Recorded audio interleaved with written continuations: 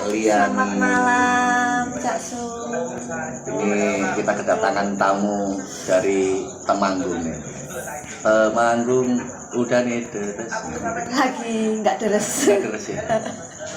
Mbak Lian ini seorang storyteller yang saya amati dekat-dekat ini karena kebetulan Mbak Lian itu pernah satu kegiatan sama istriku yang Mbok Muni dulu di Nara komunitasnya Mbak Nera Akademia. Nera Akademia. Masih ini ya, masih berlangsung sekarang kegiatannya. Masih. Cuma ya karena pandemi ini kan kegiatan dibatasi Iya, kan. dibatasi. Baru-baru ini aja udah mulai lagi. Udah mulai lagi kegiatannya, teman-teman udah mulai progres ya sekarang ya. Di mana sih kesibukannya sekarang? Kalau sekarang masih ini sih sama di tempat pengungsian saya itu di Jemundo. Jemundo ini namanya itu Puspa Agro. Ya begitu.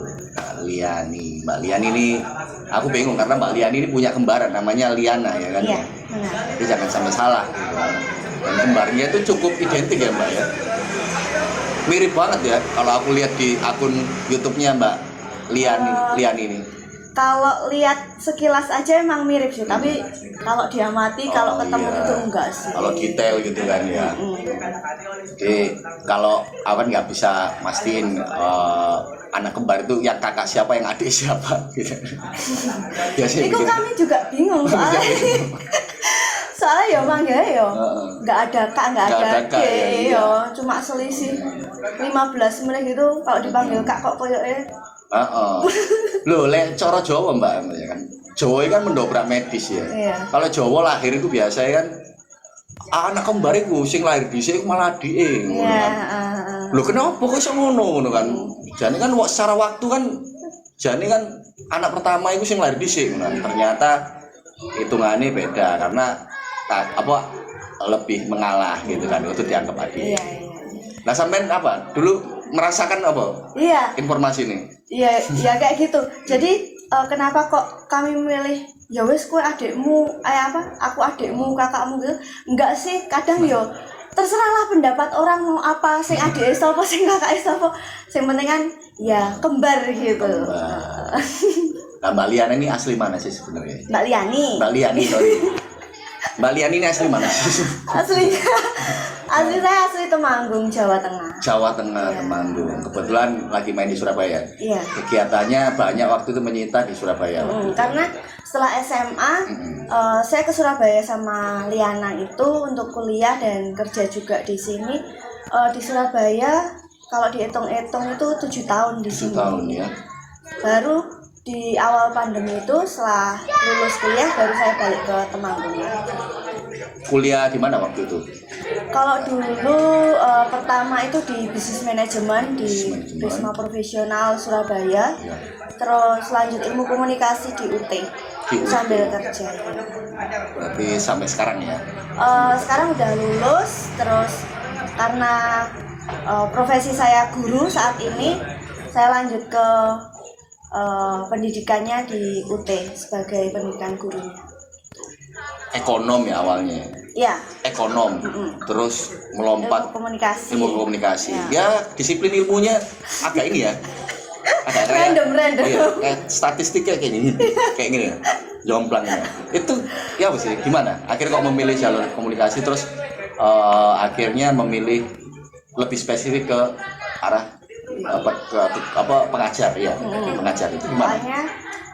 Mula-mula sih tahun 2012 setelah lulus SMA itu kebetulan dapatnya beasiswa itu di bisnis manajemen gitu. Jadi saya sekolah D3 2 tahun lulus.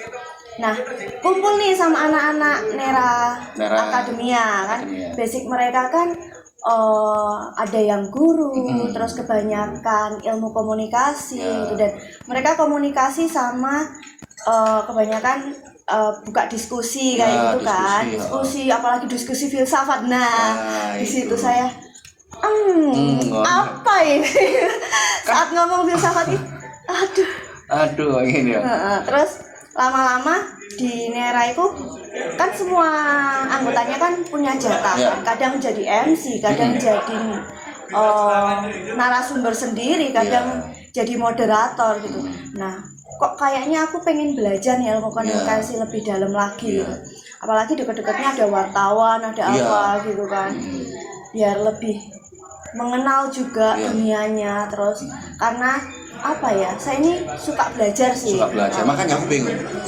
Berarti sampai ini termasuk untuk penyesuaian hal yang baru itu ya, menurut jenengan ya, dari ekonomi ke komunikasi kan butuh penyesuaian kan. Nah itu loh, masa-masa penyesuaiannya nih gue apa ya, maksudnya aku nggak bisa bayangin gitu kan. Tapi Saya ternyata sampai bisa ya, masih mampu ya memahami itu ya, Mbak. soalnya ketika saya memilih jurusan itu, saya sesuaikan dengan kebutuhan gitu. Jadi apa sih yang saya butuh untuk belajar, saya belajar kayak gitu. Ya, Makanya saya lulus ilmu komunikasi itu ya. di tahun 2002 tahun lalu, pokoknya pas awal-awal pandemi itu. Sebenarnya saya cuma pengen liburan ke Temanggung itu. Karena habis lulus ya udahlah liburan ke rumah gitu kan, pulang beberapa bulan gitu. Kok ada lockdown, ada apa gitu. Terus ibu Berarti sampai ini wisuda Covid ya, Mbak? iya. Sampai pakai toga ngono enggak? enggak skip paru. Skip. Mendingan enggak usah. Ya lucu ya. Apa wisuda Zoom ngono kan ya. Makanya wes skip daripada aku bayar toga terus cuma buat formalitas foto. Udahlah kapan-kapan aja, udah Terus, pernah juga. Setelah itu kan aktif di kegiatan-kegiatan koyo Nera itu tadi kan ya, aktif terus bertemu banyak orang, terasa lah ya komunikasi ini ya, antar komunitas, gitu. diskusi semakin memperkaya ini ya, literasi ya kan. Nah, akhirnya lebih spesifik lagi sekarang aku mengamati geraknya Mbak Liani ya Liani. Mbak Liani sebagai storyteller. Storyteller apa ini yang bisa dijelaskan spesifik lah? Apa itu maksudnya, kok ke arah storyteller, dunia apa ya, bercerita gitu? Iya, dunia bercerita. Awalnya tuh ya kembali lagi ke awal pandemi itu. Saat itu kebetulan setelah dari Temanggung itu, tak ulangi ya ceritanya, tak tuntaskan Flashback dulu. Sorry ya, tak potong. Tak tuntaskan. Jadi waktu awal pandemi itu saya balik ke Temanggung dan terjebak di sana gitu. Padahal rencana saya tuh mau ke Surabaya lagi, mau ada acara di Flores lagi karena 2019 saya pernah ke sana untuk berbagi juga sama kelas tunas Nera Akademia itu. Gitu, pengennya gitu, tapi ternyata saya harus batalin tiket apa ke Flores apa gitu. Terus sebelum saya pulang, beruntungnya saya itu didaftarkan sama Nera Akademia itu untuk ikut pelatihan bersama Butet Manurung Sekolah Rimba di Jember. Kebetulan saya daftar, tulis esai dan keterima. Jadi saya 3 harian itu di Jember sekolah sama Butet Manurung dan ketemulah sama teman-teman komunitas pendidikan dari seluruh Indonesia gitu.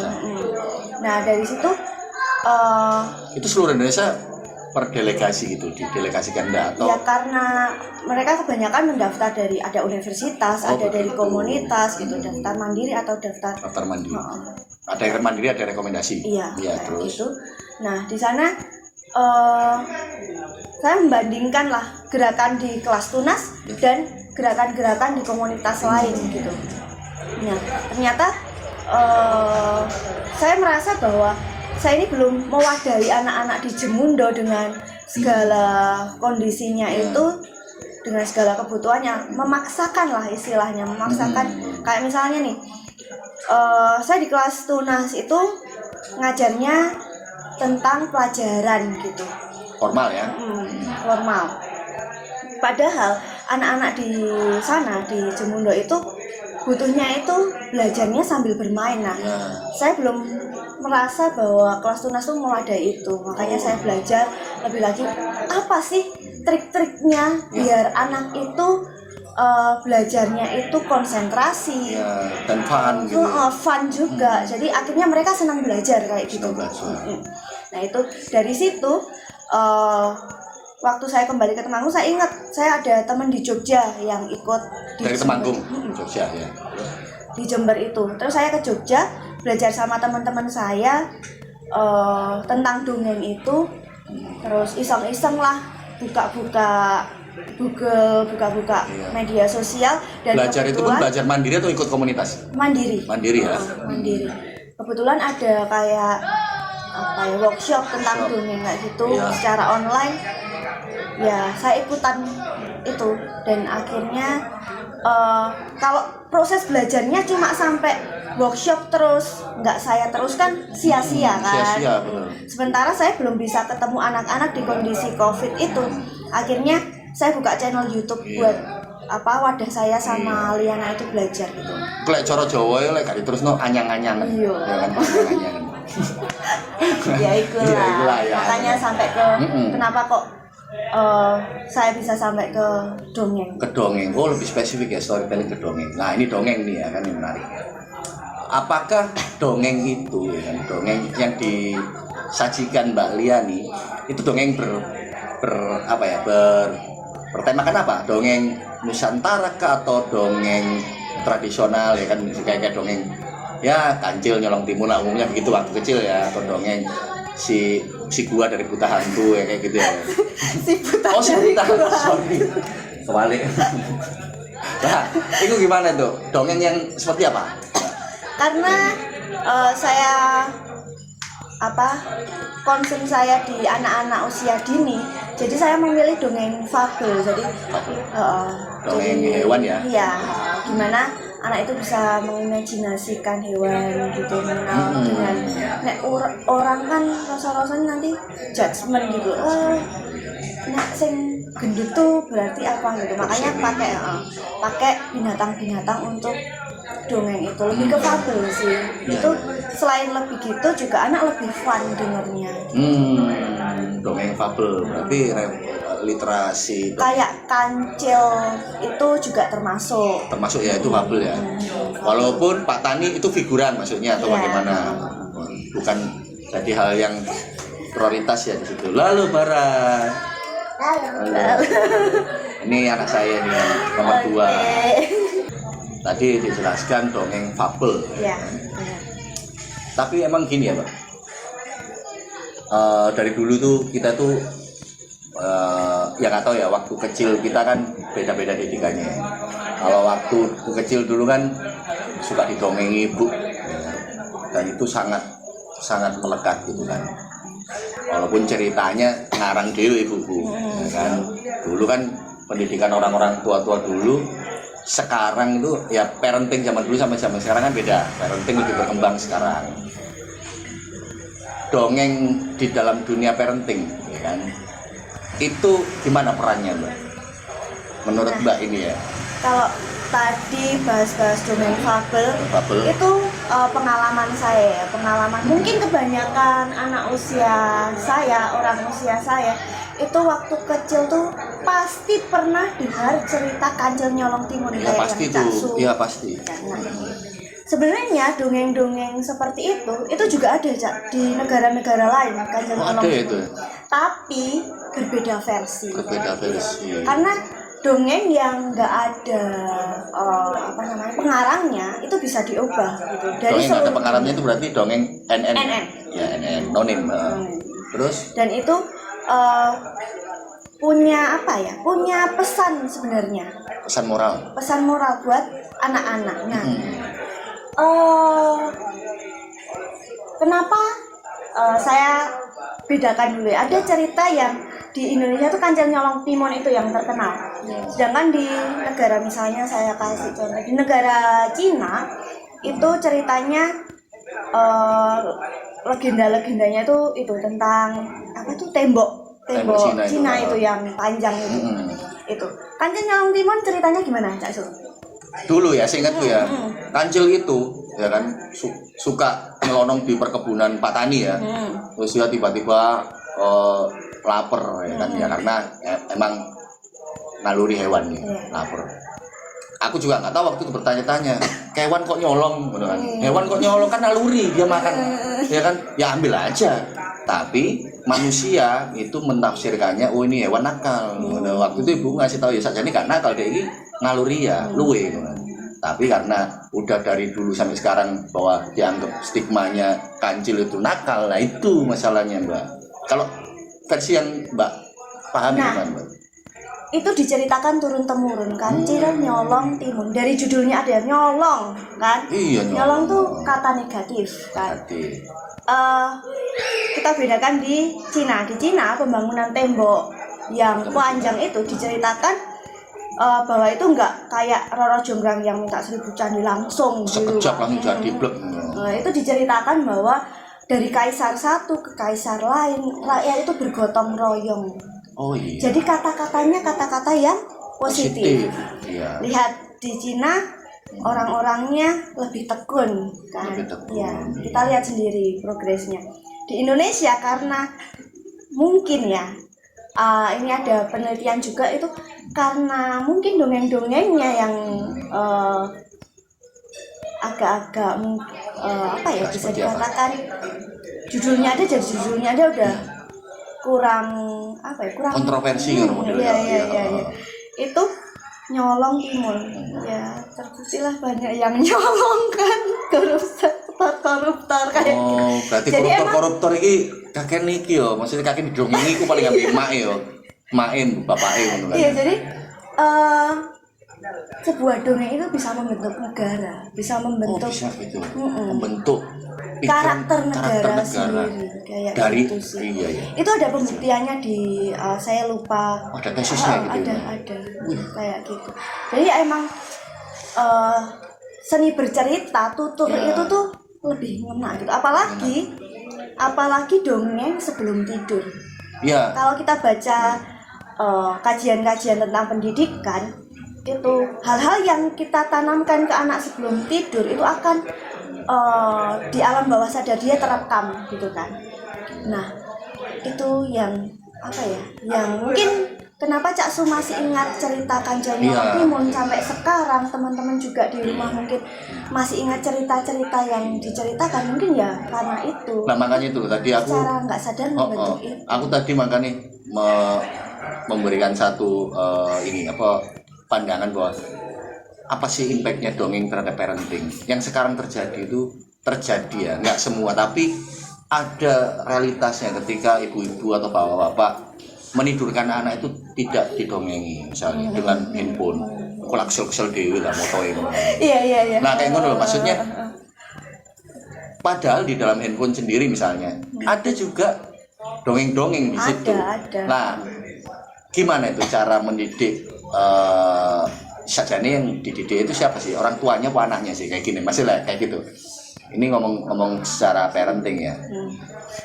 Terus gimana cara kita itu memberikan satu metode yang pas bahwa dongeng itu enak dilisan atau dilihat melalui layar smartphone kayak gitu itu bagaimana? Nah, sekarang nggak menutup kemungkinan kan Mbak Lian ini juga bikin platform digital juga itu bagaimana? Iya. Untuk dongeng sendiri sebenarnya banyak cara untuk menyampaikannya. Salah satunya adalah dongeng, ada read aloud gitu. Sesuaikan dengan kebutuhan anak sih. Misalnya emang anak itu udah mulai belajar tentang tulisan, tentang literasi. Kita bisa tuh pakai HP yang banyak platform digital itu dongeng apa yang ada tulisannya gitu. Kita bacakan sambil tunjuk tulisannya. Itu udah termasuk belajar juga. Jadi lewat HP yang mungkin media yang anak-anak lebih kenal saat ini. Lebih kenal udah zaman lah ya Mbak. Dan kalau misalnya orang tua ngerasa capek lelah karena kerja, seenggaknya 5 menit aja buat cerita. Bilang misalnya nih, saya kasih tips-tips buat orang tua murid-murid saya itu paling nggak 5 menit mah Pak Ya. Dengan bercerita, nggak usah sampaikan semua, besok lagi ya, bersambung ya, kayak gitu. Jadi anak penasaran. Lanjutannya betul. Apa sih, kayak gitu kan? Betul. Ada gitu ada BO ya, bimbingan orang tua. Dan ajak interaksi anak juga. Kira-kira mau berapa halaman gitu? Itu udah belajar tentang literasi numeriknya kan, berapa halaman? Hitunglah berapa halaman. Atau ajak anak untuk menirukan suara-suara kayak gitu. Terus mengulang kata-kata yang baik di dongeng kayak gitu. Dongeng yang sering sampean tampilkan untuk anak-anak didiknya ya, anak-anak didiknya.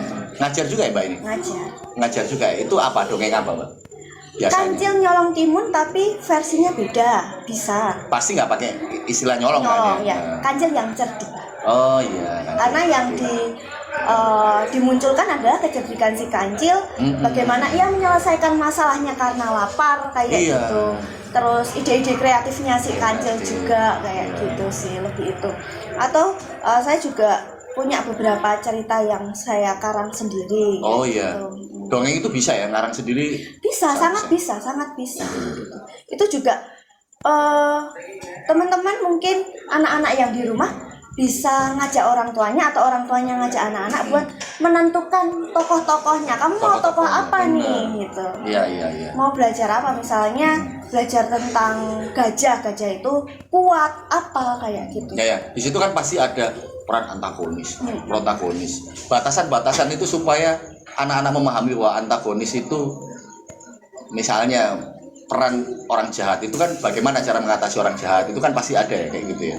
Itu gimana Mbak? Sebenarnya nggak ada batasan-batasan kayak gitu sih, karena proses anak itu masih imajinatif ya. Jadi nggak ada batasan-batasan yang muluk-muluk sih. Ya mungkin batasan dari intonasi bahasa ya. Misalnya kayak itu blaok kayak ngono ya, kayak ngono. Iya. Kayak ngono-ngono kan ada ya. Kurangi kata-kata positif. Kalau di dongeng itu ada namanya repetisi, pengulangan. Pengulangannya kata-kata yang positif itu yang diulang. Jadi seenggaknya kata-kata positif itu menutupi kata-kata yang negatif itu agar selalu yang diingat anak yang diulang-ulang terus itu. Iya. Kayak misalnya kata-kata bodoh nih ya kan. Bodoh itu apa biasa diganti apa gitu? Kok bodoh? Kasarannya ya, goblok kayak gitu lah Mbak. Sorry, goblok kayak gitu itu diganti apa? Aku kan harus belajar juga sebagai orang tua ya kan ya. Misalnya aku kan dongeng anak tiba-tiba aku kelecot ngomong ngono kan ya apa ngono. Apa ya? Ya katakan aja sama anak kalau nggak bodoh sih mungkin apa ya? Tergantung konteks sih. Mungkin ceroboh ya. Ceroboh atau kurang pinter apa sama aja ya itu sih negatif ya konotasinya negatif ya kurang pinter. Mungkin ya tergantung konteksnya sih ceroboh apa gitu. Nah sekarang ngomong kan lagi concern nih Mbak Liani kan tentang pendampingan anak. Aku pengen tahu sih secara spesifik kinerjanya pendampingan anak itu bagaimana dan kenapa tertarik ke pendampingan anak itu bagaimana sih Mbak? Nah, kalau baca di IG saya tuh ada satu. Apa IG-nya? Joanna Liani.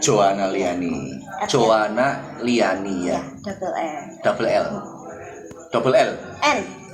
Iya. Liani. Iya. Itu. Ada satu apa itu namanya ya? Yang semacam apa? Semacam story yang saya simpan. Itu tuh saya judulin dengan pendampingan anak gitu. Karena saya sendiri sebagai guru lebih suka disebut sebagai pendamping. Pendamping ya, bukan guru. Bukan. Kalau orang-orang tuh nyebutnya kan guru digugu dan ditiru. Sedangkan saya juga masih belajar gitu. Saya merasa belum patut juga buat ditiru gitu. Jadi saya lebih memilih untuk menyebutnya pendamping anak. Kenapa? Karena saya berusaha untuk mendamping. Kalau pendamping itu kan sama-sama ya. Pendamping ya, menemani. Terus belajar juga belajarnya bareng-bareng gitu. Saat saya nggak tahu, saya nggak keminter lah istilahnya. Tapi saya mengajak anak, yuk kita cari tahu bareng gitu, itu bikin anak lebih nyaman buat belajar sama saya kayak gitu. Dan kenapa juga pendamping, karena istilah itu kayaknya lebih apa ya, lebih menyenangkan gitu dibanding lebih friendly ya, bagi anak-anak ya, friendly. Ya benar gitu. Dan pendamping selain juga teman, dia juga fasilitator kayak gitu kan, memfasilitasi kamu mau belajar apa, ya oke, ayo kita belajar bareng. Itu menurut saya pendamping ya kayak gitu. Nah itu kan nggak mudah ya dampingi anak-anak ya. Secara pengalaman juga kan ya. Ya ngomong gini lah Mbak, kasarane wangi lerek ngurusi arek cilik ngono kan. Tantangannya apa Mbak? Ono misalnya ono murid bandel ngono. Wis bandele gak iso dikontrol. Wis ndugal ngono arek iki. Bareng iku ya pengatasi arek model anak-anak model kayak gitu ya Mbak.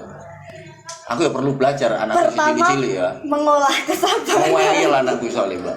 Ya apa itu Mbak? Mengolah kesabaran diri dulu sih, menyadari bahwa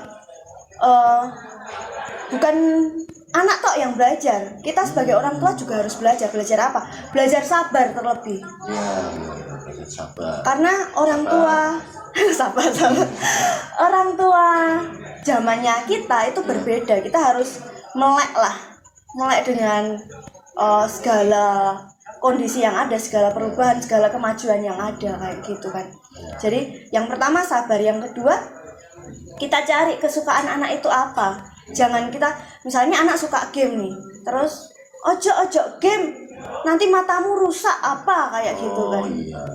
Ya sebisa mungkin jangan sampai kayak gitu, tapi bagaimana kita memfasilitasi dengan mendukung, tapi juga kita bisa mengontrol juga gitu. Jadi ya usahakan kayak gitu. Terus apa lagi ya? Ya sadari bahwa semua anak kan kemampuannya berbeda-beda. Jangan samakan. Misalnya, kenapa anakku kok urung iso maca ya, urung iso nulis ya? Iku kendala. Misalnya banyak orang tua kayak gitu kan. 7 tahun, 8 tahun sih urung iso maca. Nah, kayak ngono kan. Itu sing salah opo sih asline? Orang tua opo anake sing gak iso nangkep opo ya apa? Aku kan awam ya. Enggak ada yang salah sih sebenarnya. Yang salah adalah kadang kemauannya orang tua itu enggak sesuai dengan kemauan anak.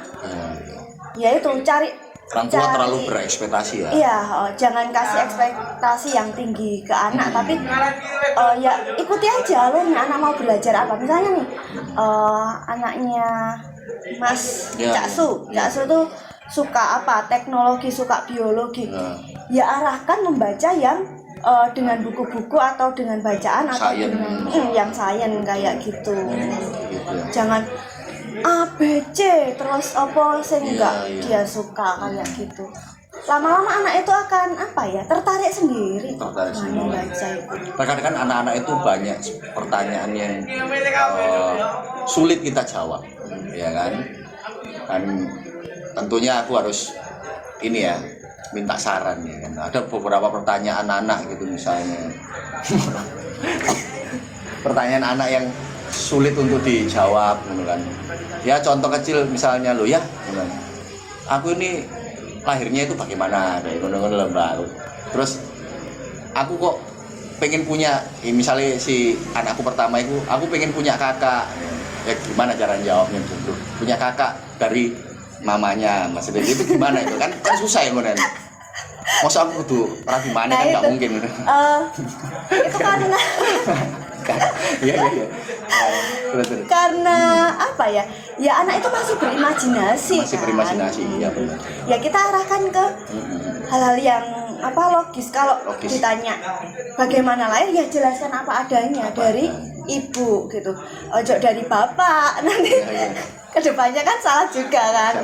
Dari ibu. Terus banyak kok buku-buku tentang edukasi seks kayak gitu tuh buat anak. Buat anak ada ya? Ada. Karena edukasi kayak gitu tuh udah nggak tabu lagi sih. Itu anak bisa dikasih pemahaman seksual umur berapa sih sebenarnya? Dari usia dini, dari umur. Usia dini? Dari saya ngajar KB. Itu anak usia 3 sampai 4 tahun. Anak itu dibekali informasi tentang KB. Gimana? Maksudnya KB itu kelompok belajar. Oh, Tahu. Sorry, aku ngerti ku KB sing iku Mbak sampean niku ya opo ini. Kelompok belajar, kelompok sampean bermain ya. Jelas itu sing anu sing lengkap lek KB bagiku kan. Iya. Salah aku. Enggak salah. Aku sing salah nafsir. Terus Mbak KB ya kelompok belajar.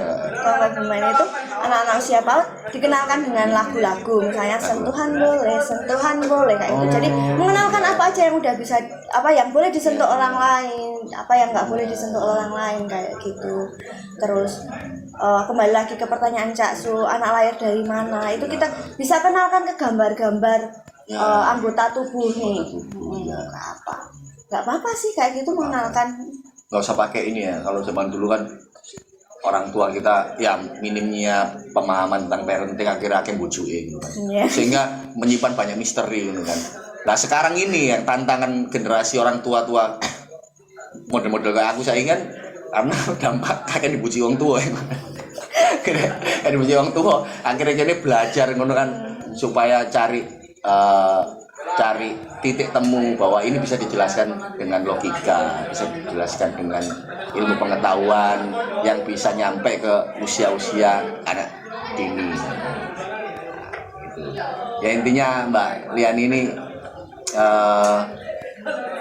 semoga terus tetap mendampingi anak-anak Nusantara supaya anak Nusantara ini cerdas. Ya. Dan Mbak Liani ya mungkin ini buat pesan juga buat Mbak Liana ya. Ya kan sebenarnya kembar kan ya kan ngasih statement kan Queen Ban ya kan. Oke.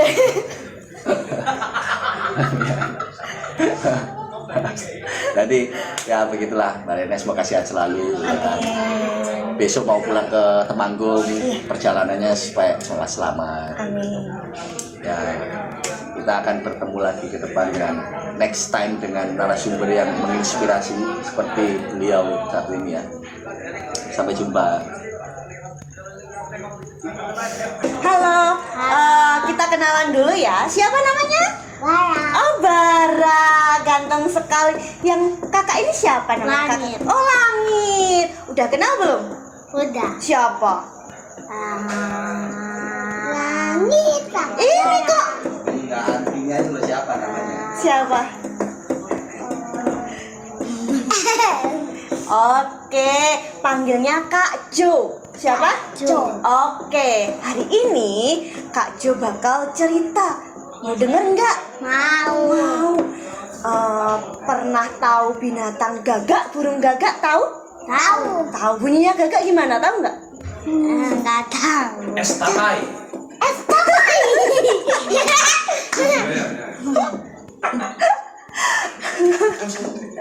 Makasih. Oke, tahu bunyinya burung gagak nggak, Bara? Tahu. Wah, pinter. Bunyinya gimana? Oke, hari ini Kak Jo mau cerita tentang burung gagak. Wah, mau tahu ceritanya? Mau. Nah, suatu hari di sebuah desa yang kering, nggak ada air. Nggak ada air. Kalau nggak ada air, apa yang terjadi ya? Kekeringan. Kekeringan, pinter. Hewan-hewannya mati. Tumbuhannya mati. Terus gagaknya apa ya kalau nggak ada air? Haus. Gagaknya cari air nggak ada. Akhirnya gagak terbang, tapi sambil kehausan. Suaranya habis. Gimana suaranya, Bara?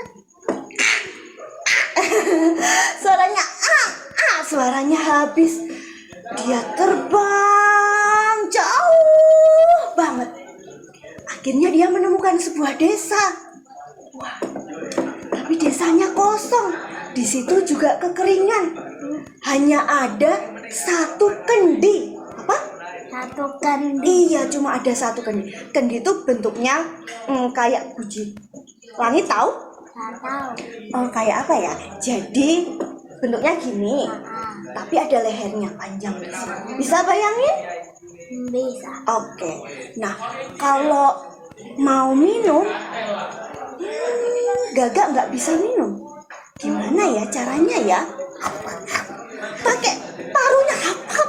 Nggak bisa soalnya kendinya kecil lubangnya. Terus paruhnya Gagak nggak cukup masuk dalam kendi. Gimana dong? Tapi kan dia nggak punya tangan. Iya, dia juga nggak punya tangan. Iya, cuma punya sayap. Mau tahu gimana caranya? Mau. Nah, Gagak ambil batu satu-satu pakai paruhnya. Ceplok. Ya, ambil bareng sama Gagak. Ambil lagi. Gagak masukkan batunya ke dalam kendi. Ke dalam apa, Kak Langit? Ke dalam kendi. Akhirnya air yang di dalam kendi naik. Gagak bisa minum dari kendi itu. Glek glek glek glek glek. Dia nggak jadi haus lagi. Dia selamat dan dia bersyukur. Soalnya dia tekun. Iya, dia tekun mengambil batu satu sampai akhirnya bisa minum. Oke, kita ceritanya lain kali lagi ya. Bagus ceritanya? Bagus. Oke, dadah dulu.